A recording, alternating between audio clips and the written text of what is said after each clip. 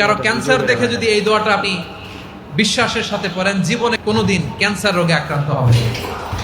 অনেক সময় এমন হয়, হঠাৎ বিপদের সম্মুখীন হই আমরা, রেডি হয়ে বের হয়েছি অফিসে, হঠাৎ অ্যাক্সিডেন্টে পড়ে যাই, হঠাৎ পেটের ব্যথায় অজ্ঞান, এরকম হয় না?